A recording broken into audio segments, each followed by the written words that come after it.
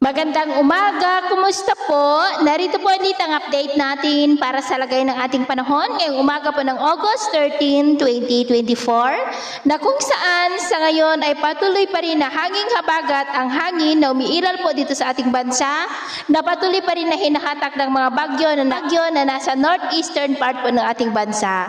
Ang LPA na nabuo dito sa loob ng ating area of responsibility ay lumakas na po bilang bagyo pero nandyan na po ngayon sa labas ng ating PAR at kumikilos po yan palayo pero bahagya pa rin po nitong hinahatak ang habagat. At sa ating long range forecast ay wala pa rin naman pong bagyo na nakikita na tatawid po dito sa ating bansa hanggang sa susunod na 2 linggo.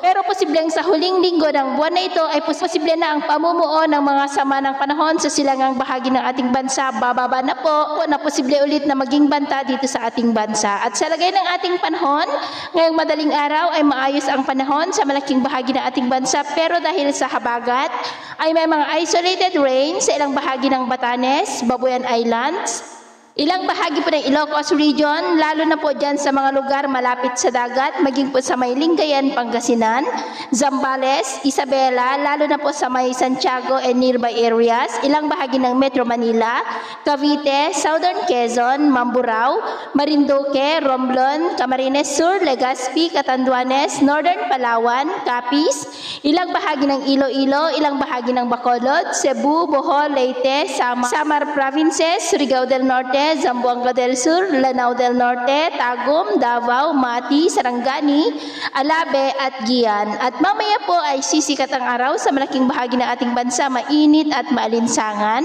Pero may tsansa pa rin ng maulap na kalangitan with isolated rains. Epekto po ng habagat sa may Batanes, Babuyan Islands, Ilocos Region sa mga lugar na malapit pa rin sa dagat, ilang bahagi ng Pangasinan, Legazpi, Masbate, Samar Provinces, Leyte, Northern Cebu, Sipalay, Pasay, Dumaguete, Kabangkalan, Surigao del Sur at Tandag. At mamayang hapon po, mas mataas muli ang tsansa ng maulap na kalangitan with isolated rain sa ilang bahagi ng ating bansa, lalo na po dito sa Northern Luzon at Mindanao.